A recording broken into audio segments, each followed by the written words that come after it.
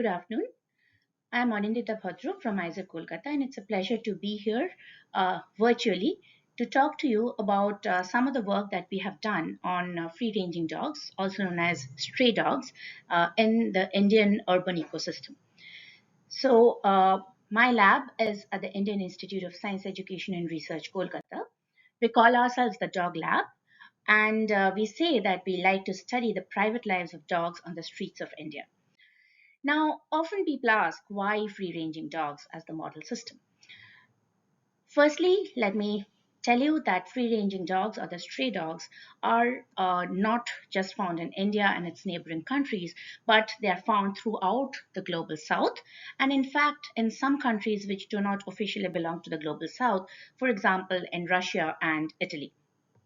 If we look at the evolutionary history of dogs, then dogs are said to have evolved from wolves or wolf like ancestors into the dogs that we know today.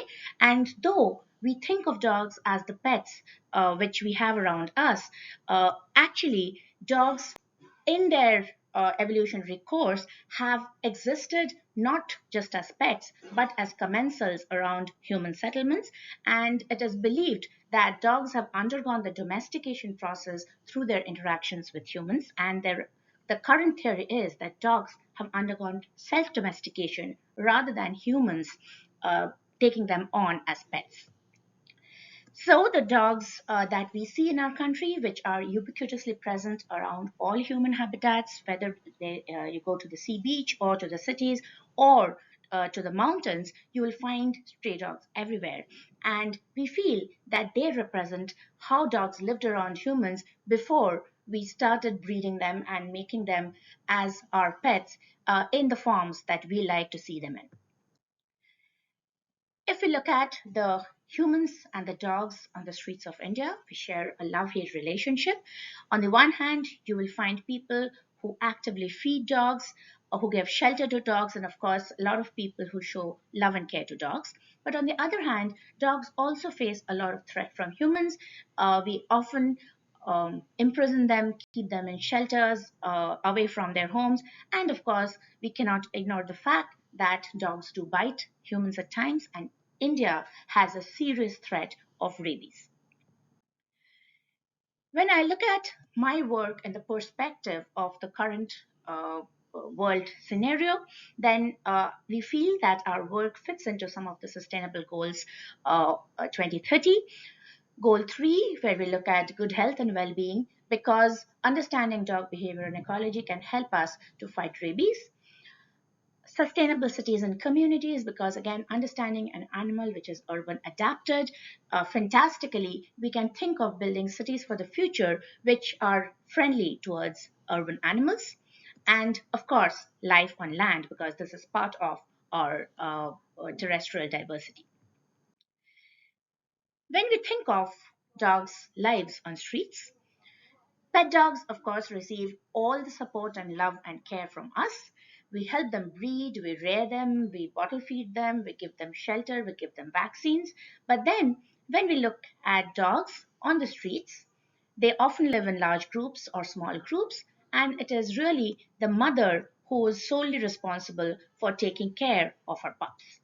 So, be it feeding them or keeping them clean or giving them shelter or protecting them from predators, it is primarily the job of the dog mother. During our work, we have tried to understand how much care a dog mother gives to her offspring. My first PhD student, Dr. Manu Paul, looked into this, and to give you the story in very brief, we have seen that a mother shows different kinds of parental care behaviors, starting from suckling or nursing to cleaning them, which is allo grooming, sleeping with them in a pile to keep them warm, playing with them, protecting them, etc., etc. And if you look at the various colors here in these bar graphs, where each bar represents the data from one age class of a pup. So 3 weeks, 4 weeks, 5 weeks, and so on, and we look at the proportion of time that the mother has spent in a certain kind of care, just by looking at the colors, you would see that the care levels of or the levels of each kind of care changes as the pups grow older. And statistically too, we have seen that they receive extensive care and varied care from the mothers, and the mothers adjust the nature of care depending on the age of the pups. And indeed, as the pups grow older, if you look at the dots and the lines here, the red dots represent the active care given by the mother, which is energy intensive, like suckling and cleaning them up and playing, whereas passive care is less energy intensive but still is care because the mother is spending time with her pups, not going off foraging on her own or giving them protection from predators. So, as the pups grow older, active care reduces and passive care increases steadily.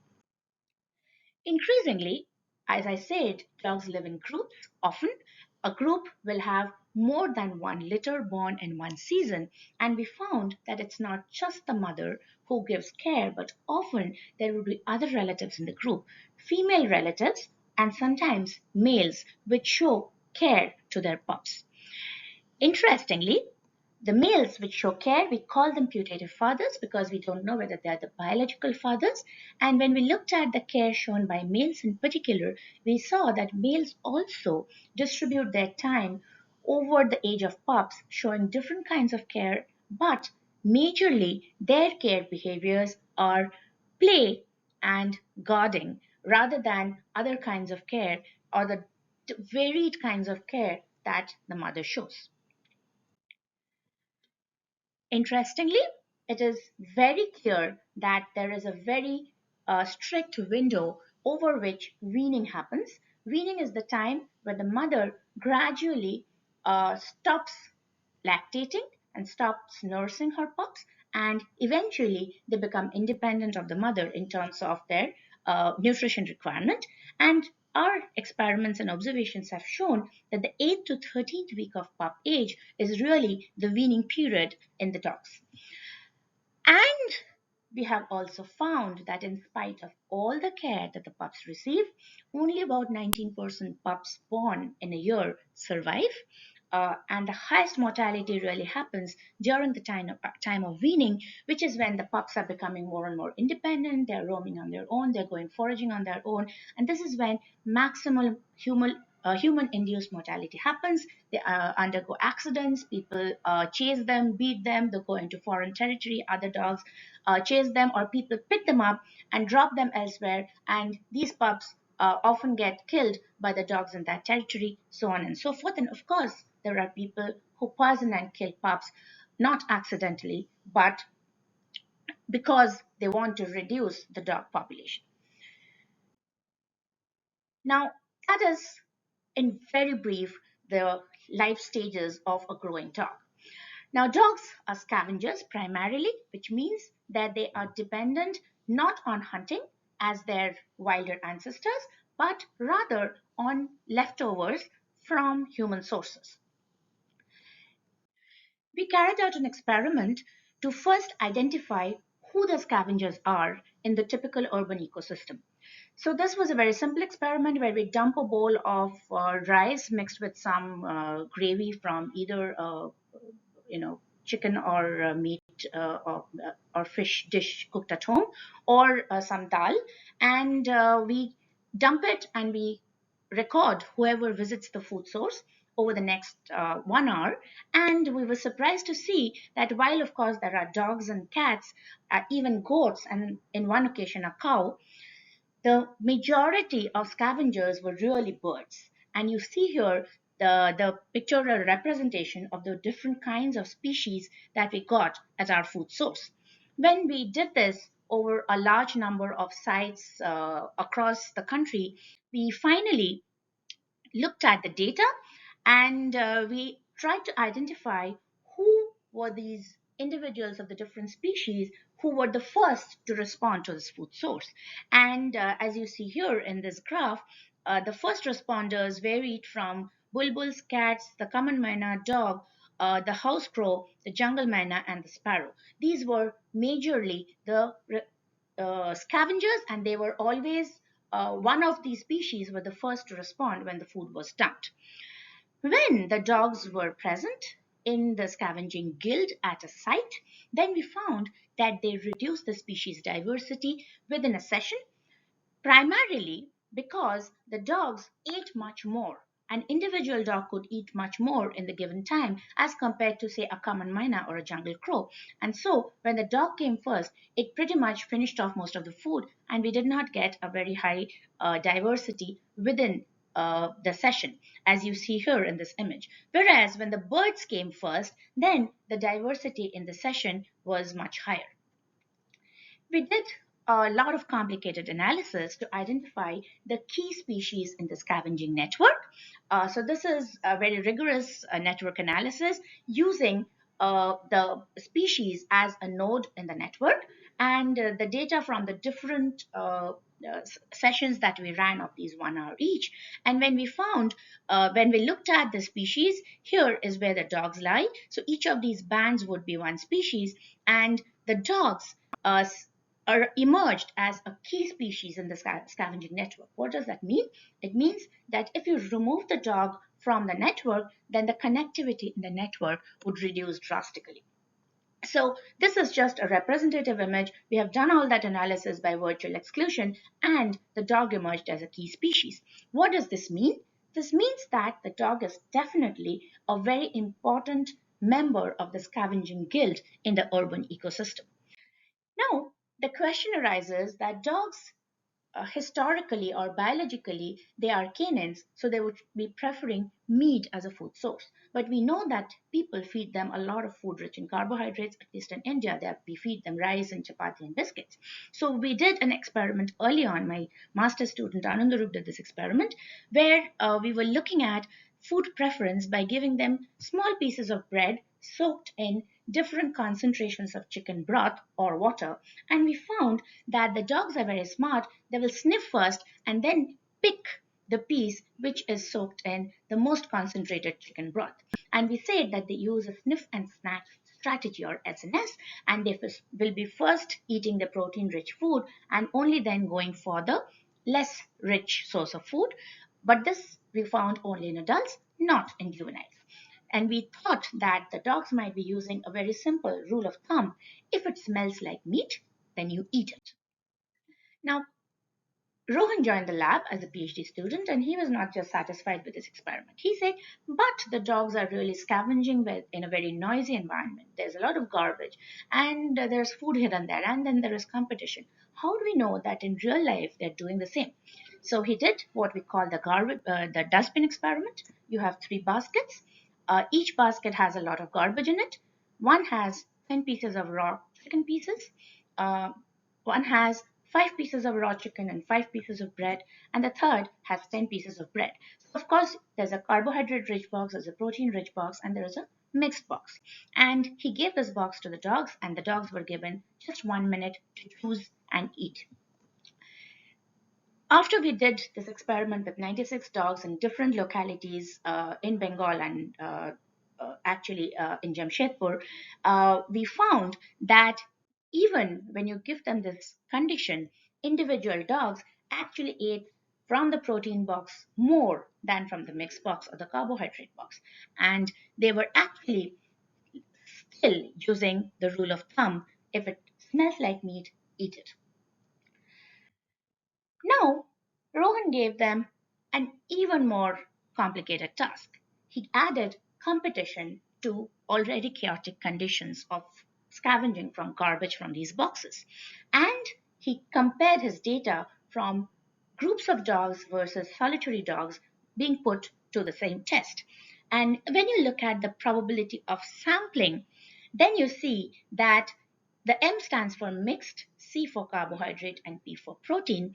And we found that when there are dogs in groups, then they sample less often than they do when they are solitary. So if they go to the either mixed or protein box, they'll try and find the meat and eat it. Whereas for the solitary dog, it'll take the time to sample all and then choose from the best, which already says that when there is competition, the dogs are trying to get to the food faster.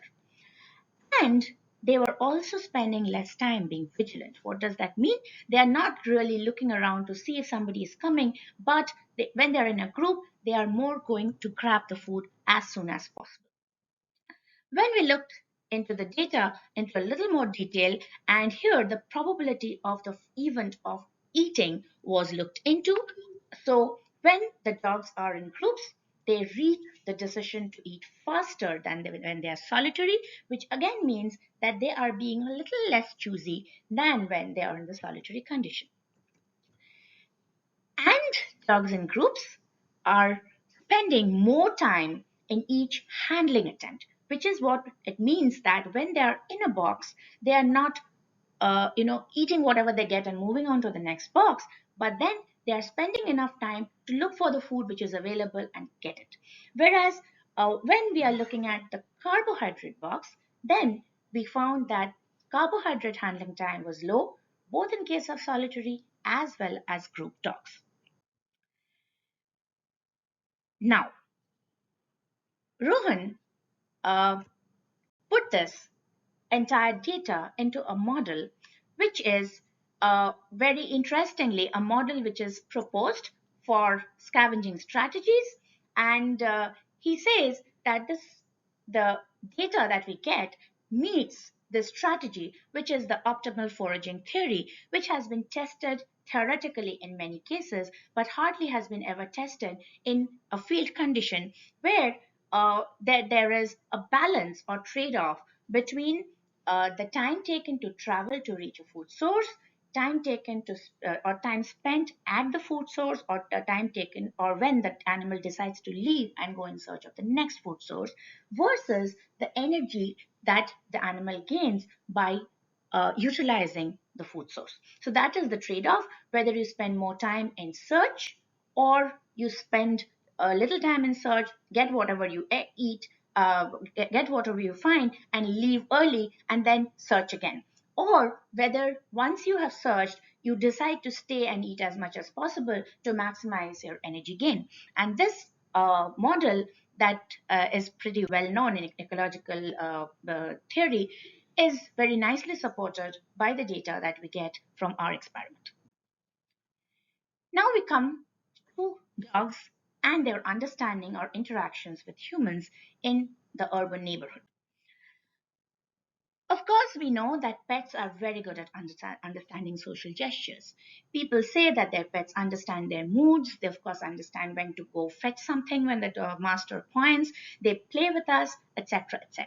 But then, all of this probably is possible because pets have been raised by humans, they have grown up with humans, and they have learned through their time period of development to interact with humans. Is it true of the stray dogs too? So the first set of experiments that we had done was to test if dogs are good at understanding simple human pointing gestures. You have two bowls, both are covered, one has a reward, the other is sham baited, so it is smelling of chicken but does not have chicken in it. And then the experimenter randomly points to a bowl and we check whether the dog will go to the pointed bowl or not. What we found is pups are very ready to follow pointing, whereas for juveniles and adults, the chance of following and not following is equal. So we cannot really say that they are following this pointing gesture. Interestingly, when you look at adults and do 3 trials per dog, then you see if they follow pointing and get a reward, then there is positive reinforcement. The chance of them following the pointing again is higher. Whereas if they follow pointing and get no reward, then we have negative reinforcement. And this is seen only in the adults, not in the juveniles, not in the pups. Interestingly, when we used a more complex kind of pointing, which pet dogs find more difficult to follow without training. In one case, there's a momentary pointing, and then there is no cue. In the other case, the pointing is present but from a distance, so dynamic distal pointing. We found that the free ranging dogs are better at following both of these than the dynamic proximal cue where we did tested them in the first experiment. And we feel that this is because they are more accustomed to people throwing food or showing them something from a distance rather than engaging with the food by putting it in a bowl near their mouth. So they are probably more apprehensive when we bend low and point something, whereas when we point from a distance, they are quite good at following this gesture. This was quite remarkable because we did not expect the free ranging dogs to do this because there was no training. These were dogs randomly picked from the street. Where we find them, we do the experiment and we move on. The dogs don't know us, we don't know the dogs. Another set of experiments we did where we showed them a friendly gesture, a low impact threat by raising a hand, and a high impact threat by raising a stick, not really doing them any harm, and then offering them a piece of food. And we tried to see whether dogs respond differently to these different human postures. So one is called the social cue phase, the other is called the food provisioning phase. And to cut a long story short, when you show them the positive social cue or the friendly gesture, dogs will approach you. And when you give them food, they'll approach even more. Whereas when you show them the low impact threat, which is this gray bar, they don't come to you when you call them. But after that, if you give them food, they approach quite often. Whereas in the high impact threatening, even food does not lure them to you. So they are quite good at understanding friendly versus threatening postures, again, without any training whatsoever, and they can change their decision about the same individual based on the cue they receive, whether positive or negative, and then with food and without food. So they are able to adjust their behavior depending on the cues they are receiving from unfamiliar humans.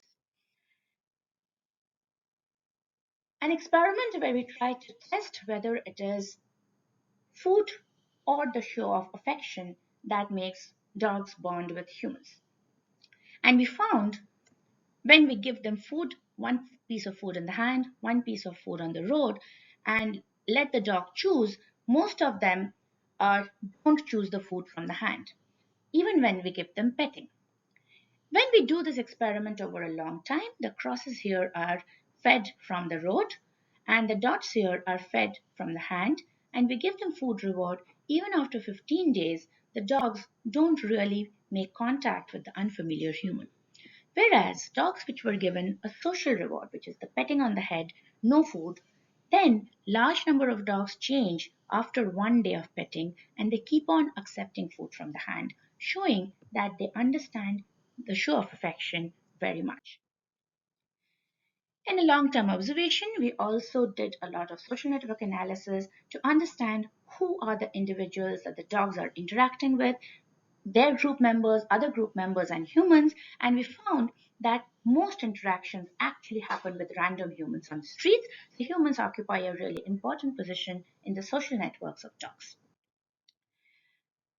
In a series of experiments, we carried out observations and then a test of approachability. You stretch your hand to the dog and call out to them and see whether they'll approach you. That is a test of approachability in zones of high human flux, very crowded places like markets and railway stations, intermediate human flux, right, like neighborhoods with some shops around, and low human flux where it's a very peaceful neighborhood with very few people moving around through the day. And uh, firstly, we checked that human flux was different in these regions that we identified, and then we looked at approachability and we found dogs in high and intermediate human flux zones are more approachable, less wary of strangers than dogs in low human flux regions. And this experiments were done in 9 cities across India with 200 adult dogs in total across 60 sites. And for the first time, we tried to do something where we looked at the one-off interactions between dogs and humans based on the flux that they experience from humans on a day-to-day basis. In continuation with this experiment, we did a small one during the festival of Durga Puja in West Bengal, in Kolkata, and in a smaller city of Raiganj.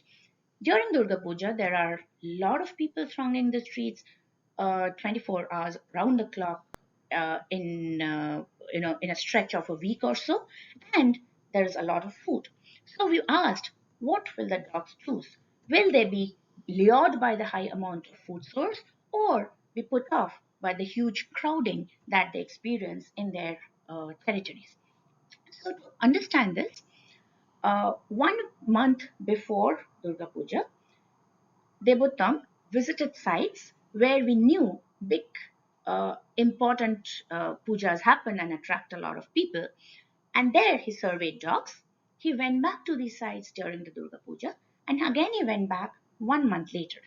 So here we have dog abundance and human flux.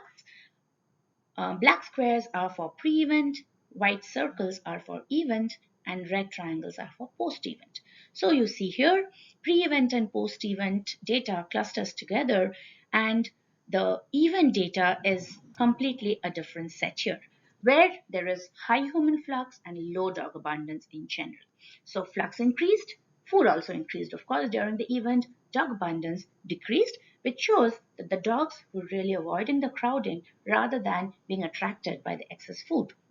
In fact, during taking the data, Devotam also looked at the level of vigilant behavior and other behaviors that the dogs were showing during our census, and we found that during the event, the dogs are really wary. They are showing a high level of vigilance behavior as compared to pre-event and post-event.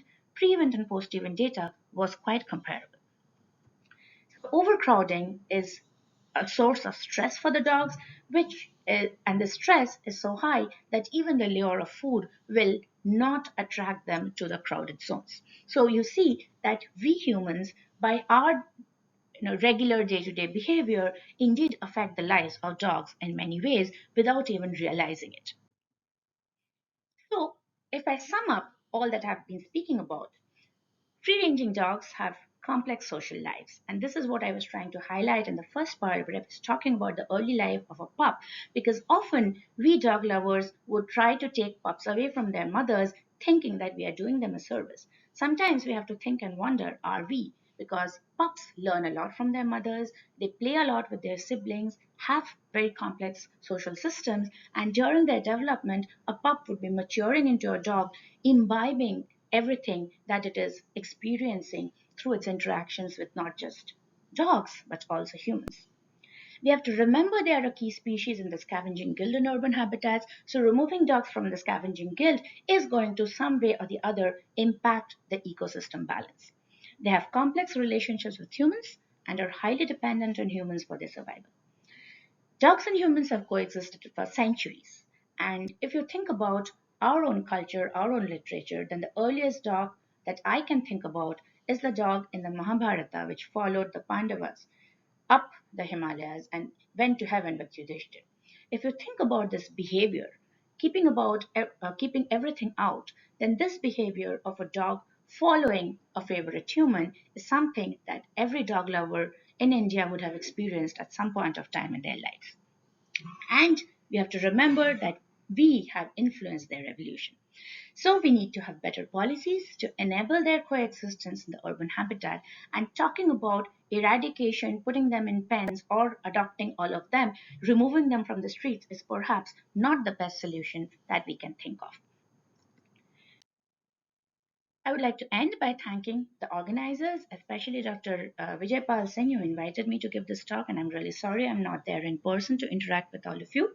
Thanks to IGIB and ISAE for the invitation. Thanks to our funders, SERB, DBT, CSIR, INSA, and ISER Kolkata for all the support. And of course, all my students, past and present, both MS and PhD, and a large number of interns who have worked to give us all of this data over the last 13 years of the Dog Lab. Thank you.